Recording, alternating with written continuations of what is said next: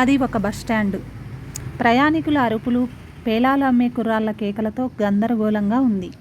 ఇంతలో చేతిలో సూట్ కేసుతో బస్టాండ్లోకి అడుగుపెట్టాడు రిషి. కళ్ళకు నల్ల కళ్ళజోడు, మెడలో బంగారు గొలుసు, సఫారీ డ్రెస్తో చాలా అందంగా హుందాగా ఉన్నాడు రిషి. తను ఎక్కబోయే బస్సు కోసం ఎదురు చూస్తున్నాడు. ఇంతలో బాబు అన్న పిలుపు వినపడగా తిరిగి చూశాడు. తనకెదురుగా కాస్త దూరంలో ఒక పెద్ద వయసు వ్యక్తి మాసిన గడ్డం, చిరిగిన బట్టలతో ఉన్నాడు. ఏంటి అంటూ పెద్దాయన వైపు నిర్లక్ష్యంగా చూశాడు రిషి. బాబూ, గూడెం బస్సు ఇక్కడే కదా ఆగేది అన్నాడు. ఆ ప్రశ్నకు ముక్తసరిగా సమాధానం చెప్పి మరోవైపుకు తిరిగి కూర్చున్నాడు రిషి.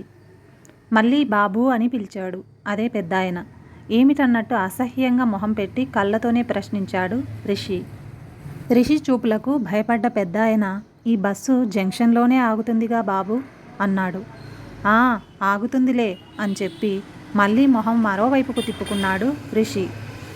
రిషి శుభ్రతకు ప్రాధాన్యమిచ్చే మనిషి.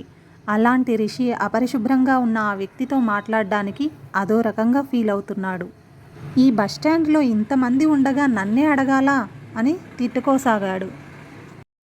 ఇంతలో బస్సు వచ్చి ఆగింది. బిలబిలమంటూ వచ్చిన జనం బస్సులో ఎక్కడానికి ఒకరినొకరు తోసుకుంటూ నానాయాతన పడుతున్నారు.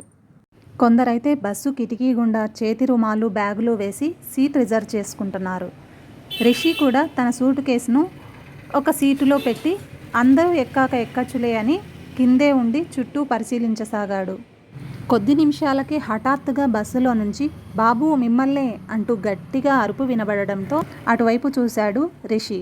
నీలం రంగు చొక్కా వేసుకున్న ఒక వ్యక్తిని గట్టిగా పట్టుకుని అరుస్తున్నాడు ఇంతకుముందు తాను చూసిన పెద్దాయన. జరిగిందేంటో అర్థం కాని రిషి ఒక్క ఉదుటున బస్సులోకి వెళ్ళాడు. రిషి దృష్టి నీలం రంగు చొక్కా అతని చేతిలో ఉన్న తన సూట్ కేసు మీద పడింది. అంటే వీడు దొంగన్నమాట అని మనసులో అనుకొని అతనిపై దెబ్బల వర్షం కురిపించాడు.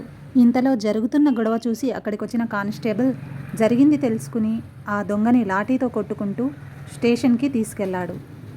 బస్సు రాడ్కు ఆనుకుని ఆయాసంతో రొప్పుతూ ఉన్న పెద్దాయన్ని చూసి ఆయన పట్ల తన వైఖరికి చేతులు జోడించి క్షమాపణలు అడిగాడు. చూడు తాత, నీకు చాలా నీరసంగా ఉంది కదూ అంటూ చిరునవ్వుతో తన సీట్లో కూర్చోబెట్టి విశ్రాంతి తీసుకోమని చెప్పాడు. అప్పటి నుండి రిషి తన వైఖరిని మార్చుకున్నాడు. పైకి కనిపించేదాన్ని బట్టి మనుషుల్ని అంచనా వేయడం మానేశాడు. So don't judge A book by its cover. పైకి కనిపించే వాటిని చూసి మనం ఒక నిర్ణయానికి రాకూడదు.